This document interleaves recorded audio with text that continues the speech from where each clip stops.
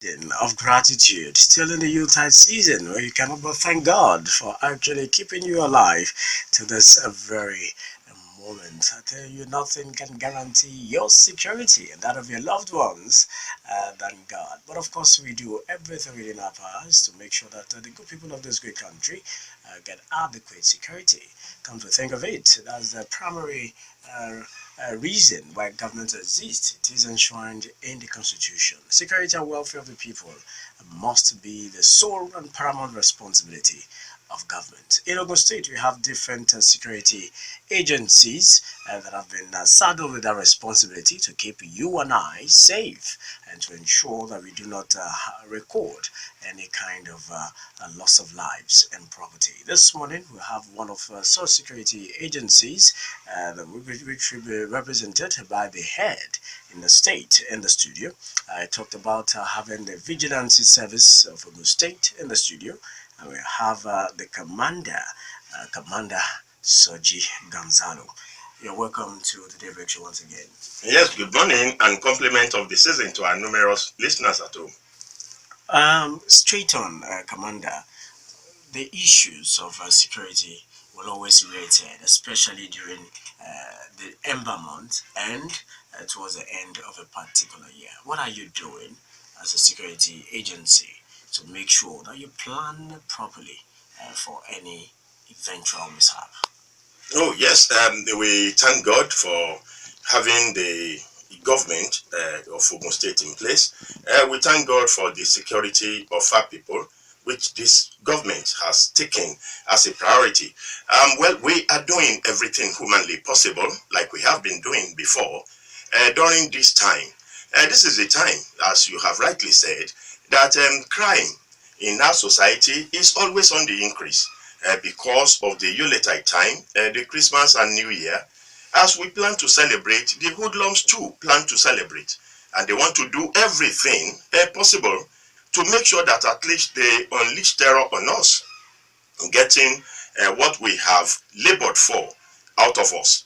And that's the reason why we have been doing everything humanly possible to make sure that our people in Ogun State uh, will actually sleep with their two eyes closed. We have been doing this before this time, and during this Yuletide period, we'll continue to do that. We are prepared more than ever. The Christmas celebration, you can see the way it has gone in Ogun State.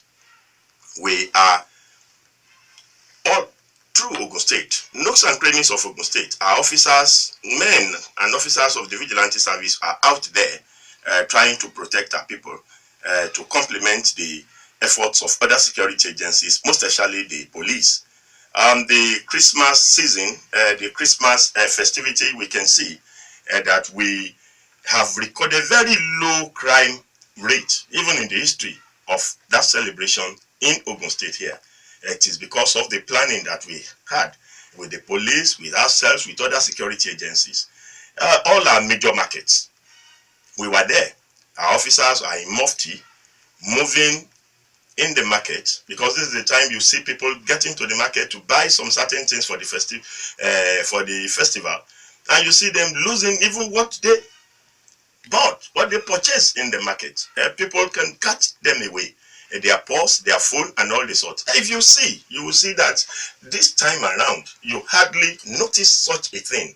You hardly observe such a thing in any of our major markets in Ogun State. It's due to the efforts that we have put in place, and we thank God for this. The new year is here, and we are prepared. Some people will be traveling out of their base to celebrate the new year. We are moving, we are patrolling. Our patrol team are always there with our vehicle moving around the town. All the black spots that we have noticed in the state, we are moving around. And our officers on foot patrol are all out too. So we are doing everything humanly possible to make sure that our people are protected, and will continue to do this. All right, now this takes me to one issue. You touched it briefly, but I want you to please expatiate on it, and that is uh, the reasons that could be adduced to the increase in crime uh, especially in the Ember months and Yuletide season. You've talked about the fact that some of these criminals themselves want to celebrate. What do you think are the factors responsible for the seeming increase in criminal activities during this period? Oh yes, it's not far-fetched. During this time, most of us, we plan most of our activities towards the end of the year. Most of the things that we do, we fix towards the end of the year. We want to achieve all these things before the year runs out. Some will want to have their marriage before the end of the year. Some will have their house and they want to move into that house before the end of the year. Some will want to celebrate one thing or the other in the family. They want to do that before the end of the year. Coupled with the festivity, the Christmas and the New Year at the end of the year. So this is the time when most people actually prepare, they labor, and at this time of the year, they have money. It's like they are loaded for some certain things. You can see some people trying to have a contribution, a Christmas contribution, end of year contribution, because of some certain things they want to do. And so at the end of the year, they collect this and they want to do some certain things. The hoodlums too knows that we are all preparing towards the end of the year. And this is the time they know that we are not empty. We have some things. And so that is the reason why they want to strike us at the end of the year, because there is no way they will strike us and they will not get something out of us. So this is the reason why crime rate is always on the increase at the end of the year. That is one. Two, look at the commercial vehicles. If they've been going to Lagos 3 trips per day, this is the time they want to increase to 5, 6 per day because of the rush. And because of that, you can see the likelihood of road crashes and all the sort of things like that. Then two, if you know you are traveling, you are in a commercial vehicle, this is the time the pickpockets are always in the vehicle. At a point where there is rushing, you see them there too, as if they are moving. They want to travel or they want to move from one part of the town to the other, where they see people we have a conglomeration of people. You now see them rushing too, and this is the time where they'll snatch your phone, they will snatch your purse. Aside from that, this is the time they know some families will want to travel for Christmas, and the home may be empty. So they want to go and strike that house when they know they are not there. So these are things that are happening towards the end of the year that increases the crime rate in our society. Aside from that, you see visitors moving into the town, and by the time they are coming in now, the good, the bad, and the ugly will move in with them. And so we must all be on guard. We must be security conscious. So this is the time when we must be on guard. This is the time we must make sure that we do everything with moderation. We must maintain a low profile attitude during this time. Don't flaunt your wealth during this time. Don't let people know that you have money. A security information during this time must be guided. You must not release security information to outsiders, outside your family. Your traveling plans must not be known to outsiders. Where you'll be living, where you'll be coming back, must not be known to outsiders.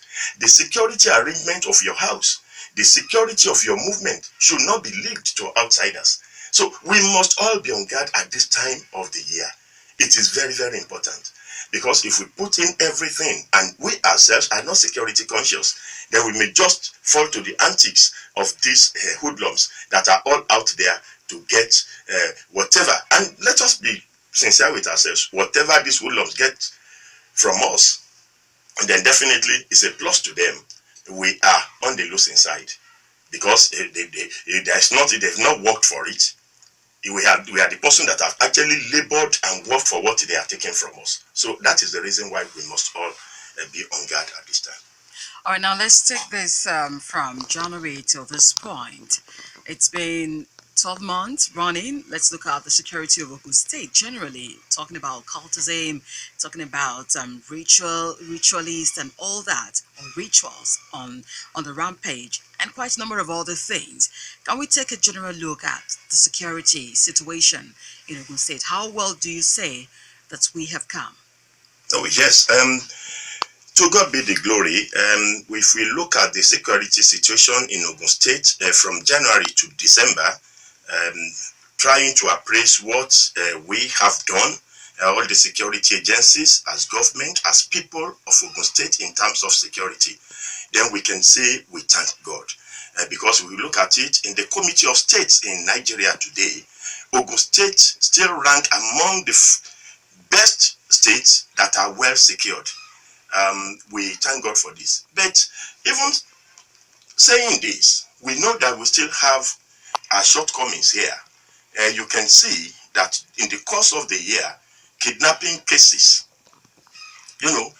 started increasing in our state, and issues of ritual killing started increasing. The reason for this is not far-fetched. You see, when we were tackling and grappling with the issue of armed robbers, we were able to get them, we were able to tighten all the loopholes in Ogun State. And you can see that armed robbery cases in Ogun State has actually gone down to the barest minimum. And because armed robbery now is not a thing you can just go into in Ogun State and get away with it just like that. But what about cultism? You can see that car snatching and all the sort robbery has gone down. And because of that, you now see that they are now looking at other crimes that are not all that dangerous and that they can perpetrate easily and in a very, very short time. And that is the reason why you see kidnapping on the increase now, because briskly you can just see them kidnapping a person in 2 minutes, 3 minutes. The person they have actually watched and they know his movement or her movement, they can just kidnap within 2 minutes, 3 minutes and whisk such a person away. And before you know it, they start asking for millions of naira. So that's the reason why we have kidnapping on the increase now, because they see it as an alternative to armed robbery that is a bit very difficult for them in the state. And so we are tackling that too. And you will see that most of the kidnapping cases that we have in Ogun State, at least 75% of it, we bust and arrest those who have perpetrated it. So this is another plus to us in Ogun State and to the good people of Ogun State, because they continue to give information about these hoodlums that are in our society. Cultism, yes, you are very correct. That one is on the increase too. But the job on this is between me, you, the father, the mother, the family, and the society as a whole. Give information. Let's teach our children. The normal norms in the society, we must teach our children. We must let our children know that going into cultism is not a thing that will do them any good. It's like ruining their future. We have been rounding them up. Some of them have been, entering into MOU that they will not go back into cultism. They surrender all the information, they surrender all their weapon. And I think even on cultism, we are making progress, and we can see that the way we are having cult activities and mayhem in our state has actually reduced. We will definitely renew our efforts in year 2017. We are planning. We have started with the training and retraining. So we'll come back to talk about your plans for 2017, all right? But let's still dwell a bit more on this year, how far we have come. Now, some are of the opinion that the security situation or the economy contributed in a way to the rate at which crime increased. What's your take on that? How do you rate that? Oh yes, let's be sincere with ourselves. Times are hard, and we know that too. And when it affects us as Nigerians, it affects the hoodlums too, because they are part and parcel of the society. And so the recession in our great country has actually increased the likelihood of crime and criminality in our great nation. And that is the reason why we know the reason why some of these hoodlums now goes into crime. It takes a person that has a very good heart and that can endure the situation in the country for some people not to go into crime. Some doesn't have the patience, they cannot persevere, and so some of them look at alternative means of getting getting their income, and the reason why they go into crime. So the recession in Nigeria has actually it affects the security situation in Nigeria, and that is the reason why crime rate has actually going up in this time that we are. So recession has actually contributed to the rate of crime in agri country. All right, now let's look at because some are still of the opinion. I think I belong to that group that believes that it's really not about the economy, because we know of some. Okay, let's go to some developed countries where we have a thriving economy. We still have crimes in there, and the rate of crime in there is so high as well. All right, now let's bring it back home. Let's bring it back to Ogun State. If you're talking about the economy not being so good, and that's has contributed uh, the crime rate, what do you say about the society itself that throws out the criminals, as it were? Oh yes, criminals doesn't live in abstract. They live within us. They are part and parcel of the society. The society produce the criminals as they produce those of us that are thriving in the different fields that we have in our great nation. We cannot have a completely free, crime-free society. We cannot have that. But we are trying our best to make sure that we reduce crime to the barest minimum. That's exactly what we are trying to do. There is no way anywhere in the world where you see a totally crime-free society. Even if the economy is thriving, just like you have rightly said, that we'll still see criminals. Yes, for the simple reason that a person that has not been involved in crime for over 40 years of his existence here does not mean that such a person cannot be involved in crime in the immediate or far long future. There are some factors uh, that will pave way for such a thing. For instance, you drop your handset here now, and then somebody is just looking at the handset. If he doesn't have the intention of taking the handset, then the handset will just be there. If you come back, you get your handset there. But for a person that is criminally minded, will look at the handset, look around, that nobody is watching, nobody is looking at me, nobody is watching. If I pick this handset now, nobody will know I have picked it. Such a person will pick the handset immediately, put it off, and put it in his pocket and just vamoose. So these are the scenario. These are the things that happens in the society. When we were growing up, we were told that yes, if you go to the school, you don't pick any of the things that your parents has not actually bought for you. If you get back home, they search your bag. If it's just an ordinary pencil that our parents found in our bag, that this pencil was not even purchased by our parents for us, then such a child is in trouble. And how many of us are doing that now? There are so many factors contributing to the high rate of crime in our society. Most parents doesn't have time for their children again. Very early in the morning, we wake up, we go out looking for money on our different businesses. By the time we come back at night, these children have already, they are asleep already. And so we don't actually have time. So parents must create time, at least in a day, create an hour or two for the children. Speak with them, know their problems, then try and iron out things that are happening within the family.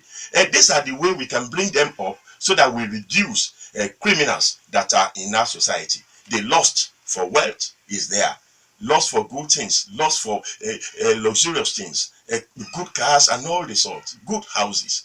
These are things that when you are in the government business, even in the private business, you now be looking for ways to defraud your organization and make money because you want to afford all these good things of life. And we must live with moderation. We must be contented with whatever that we have so that at least our society will be better.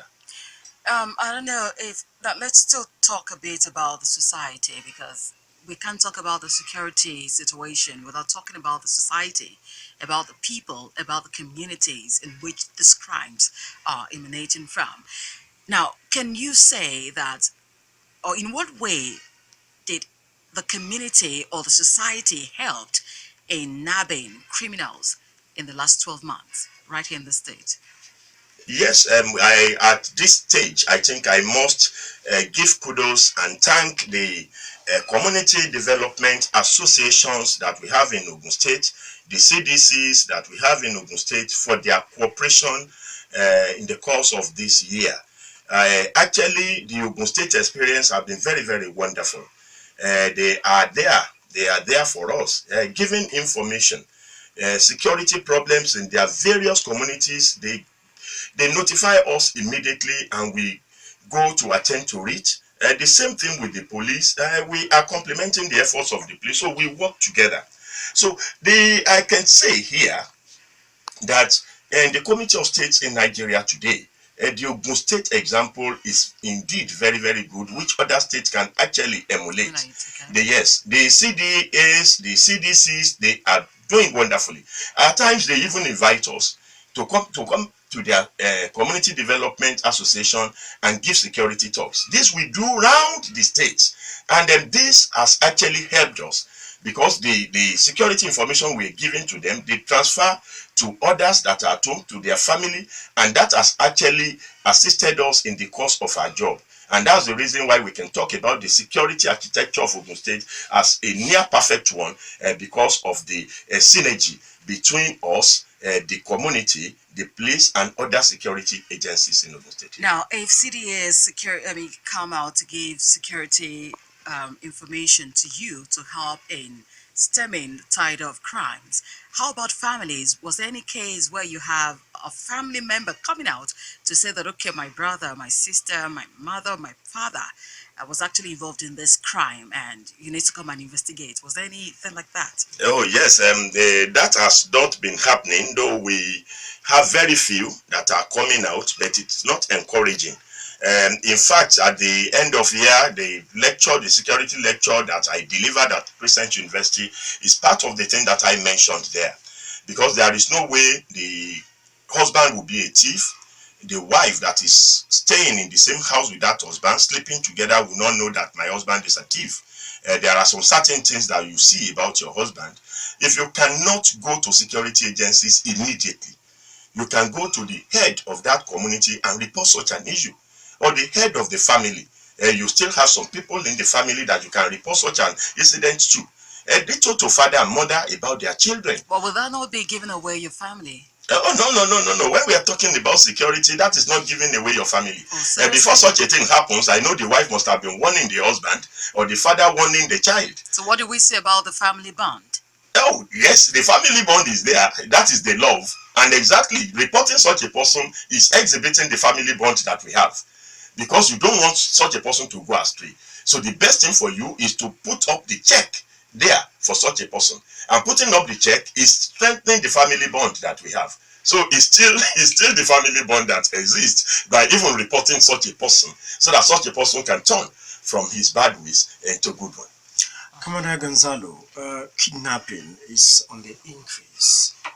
It started first in the east, then took a dramatic turn in the Niger Delta, but now it's now more prevalent in the southwest. Ogun State is not an exemption. We've had even high-profile indigenes and residents of Ogun State who have been kidnapped. You have a responsibility in this regard because you are in the nooks and crannies of the state. What are you doing to check this increase in kidnapping? Oh, yes, we can see, I discussed this in the course of this program, that we have kidnapping been on the increase now because of the difficulty for these hoodlums in perpetrating the armed robbery crimes that we have in the society. The risk associated with armed robbery is so much now that to perpetrate it and get away with it might not be very, very easy, most especially in Ogun State. And so because of that, they're looking for alternatives. And the one that comes handy is that of kidnapping.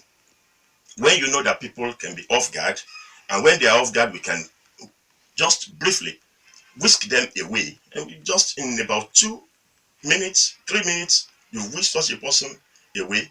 And the next thing is to start asking for ransom. Now, we must be on guard. Most of us, we don't manage our information. We don't manage our information. We are very, very careless about our information. In financial dealings, we are very, very careless. Then we rely on some family members or some aides that are working with us. We expose ourselves to them. Most of the kidnapping cases that I have seen, even the one we have handled in Ogun State, you will see that there is a very close family member, there is a very close aide of such a person involved in such a kidnapping case. The person might be behind the scene, might not actually be seen at the scene of crime, may not partake in the act of kidnapping such a person, but such a person must have given very vital information about that person, his movement, his routine, the financial status of such a person that is being kidnapped, and the people, important people that are associated with such a person. So most times, our aides, our family members, the driver we have, our PA, everyone surrounding us, we seem to be very careless about our information. And because of these things that they have known about us, then it is very, very easy when we are off guard to just kidnap us and start asking for ransom. So we must all be security conscious. And we must not be frequenting a place. Some of us are known that it must be at the club at so time of the day. It must be at a recreation spot at so time of the day. Some, their routine is very, very easy. That some people can even predict that, oh, you will pass through this road in a couple of minutes now. These are the things that we do. And most of the businesses that we do, the deals that we do, we expose some to some of the aides that are with us. We even send them on an errand that makes them to know. And they know when we are on guard. They know when we are off guard. And so we must all be very, very careful at this stage. We must be security conscious. In security, we trust no one. We trust no one. Even my wife. There are some certain information that I may never divulge to my wife. And these are the things that we must know. That times are changing. And at this time, we must be security conscious. That is exactly what is happening. And we thank God that the Ogun State experience is better. Better in the sense that most of the kidnapping cases, we nab them, we foil it, and we get them arrested. Very, very few, very, very few. We can count at our fingertips the kidnapping cases that we have in Ogun State that they get away with. Now, Commander Gonzalo, there are insinuations in some quarters that this kidnapping is usually carried out by security agents who have the technical know-how, the skill, the security network, and strategy to carry out such a very complex and complicated crime. How do you react to that? You see, before it takes two to tango, before you go into a crime, definitely you must have known the wherewithal to perpetrate such crime. Some of this kidnapping, yes, you are very correct, perpetrated by retired officers that are amongst them men of the retired, either a police officer or an army officer. Some of our people have gone out to work outside the country where they have learned so many things that assisted them in the kidnapping of our people here. The proliferation of arms is another thing. Our borders are not well secured. The transborder nationalities that are involved in some of the crime that we have in our great nation, they are there. The armories are not well manned. At times you see criminals, attacking and cutting away with arms and ammunitions. So all these things are there, yes. But from the cases that we've had, very few of those who perpetrate those crimes are retired officers, some of these boys are cult guys, hard guys, those that are involved in drug, either marijuana and some other hard drugs that they smoke before they perpetrate this act. And let's be sincere with ourselves. Most of the time, by the time they perpetrate this act, you'll be off guard. You'll be off guard. And there's nothing you can do. So it takes a person that doesn't even know anything. If such a person is armed and you see the person, that the person is armed, and you know if he pulls the trigger, then you are a dead person. So definitely you must obey the instructions given to you. So I don't believe they can perpetrate it, even with very little experience on that kind of a thing. They can perpetrate it. Kidnapping is a thing that if yourself, if you are not on guard, if you don't monitor, even if you are driving now and you see a vehicle very close to you, driving very close, you turn right, such a vehicle turn right. You turn left, such a vehicle turn left. You don't scan your mirror very well. By the time you are stopped, it just get you out of the car and you'll be whisked away. But if you have known that this vehicle is actually pursuing me, then you know what to do. You can branch at a school, you can branch at a filling station, police station, and all the sort of things like that to protect yourself. The total motorcycle. Most times now, you know, they use motorcycles in kidnapping. Most of them doesn't even use cars now. They pull their target and put the person on motorbike. They can now put the person in a car, moving away from such a place. So the motorbike is a ready means of transportation for them that is so easy and fast. That's exactly where I was actually going to. The use of motorcycles to perpetrate crime is on the increase across the country. Even some so-called uh, armed headsmen have also used the same to actually perpetrate evil. What are you doing to check this? Is there any kind of, that's the first one. The second leg of the question is there any kind of a synergy or collaboration between your agency and the union that actually have authority over motorcycle riders? You have, I think we have a Comoran, Amoran. Yeah. Is there any kind of synergy? Oh yes, the issue of motorcycle, we have been in our security tips that we roll out. We tell our people, you don't ride a motorbike that doesn't have a number plate. You don't ride a motorcycle that the rider is not putting on the jacket, yeah, as a means of identification. Then aside from that, we have meetings with Akumaran and Amoran on the issue of using motorbike as for criminal acts and criminal activities, because most times you see them using motorcycles, and so they have provided identification cards for all their members, and they have mandated each and every one of them that their motorcycle must have number plates. They must be registered.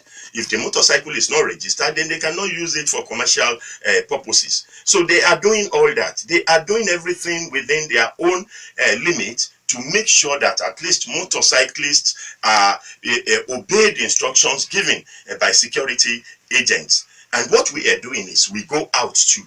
We arrest these motorcycles that are commercial motorcycles that we see in town that it doesn't have number plates. We arrest and give to the police. So this is what we are doing to make sure that at least our people are safe. So we'll continue to do that in the course of the year to make sure that at least crime rate in Ogun State is reduced to the barest minimum.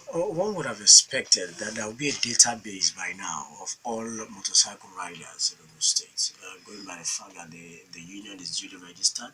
They should have a roll call of motorcycle owners and then riders. Yes, they are doing that. In fact, in their various units, they have various units throughout Ogun State, and they have numbers of those that are riding in each unit, their name, their passport photograph in a form that has been given to them. I think they are collating all these. These are type of information that we have given to them, that they must be able to provide this for the police and other security agencies. I believe they are doing that. They will soon be through. I think the December is the deadline for that. So I think by now we must be able to have, at least in each local government, we know the number of people that are there as commercial motorcycle riders or owners that are riding the motorcycle by themselves. Are they going to be issued identity the identity card, yes. And that will be used. Harmonized identity card, yes. To now check. To check, yes. Exactly. So if anything happens, we can trace such a person through their association. All right, now let's look at the pervasive nature of impunity in the country. What role has it played in the fight against crime, especially in Ogun State? Well, we impunity, or what do you say? Yes. Oh yes, we have been doing things the way it should not be done, and that's the reason why we have found ourselves in the situation that we have actually found ourselves now. But let's thank God that in Ogun State we are putting up everything to make sure that we have a safer society. For instance, in every community now, if you have motorcycles that are coming into your community, they must register with the CDA there. They have their passport photographs. They have guarantors that must say that yes, I'm standing in for this person. In case anything happens, then such a person can be picked. If such a person run away, then the man that has actually guaranteed him can now be taken. We are doing all that to perfect the security architecture that we have in Ogun State. So we will continue to do that. The issue of doing things with impunity in Ogun State, I think that era is gone and gone for good. And that's the reason why we are seeing the results now.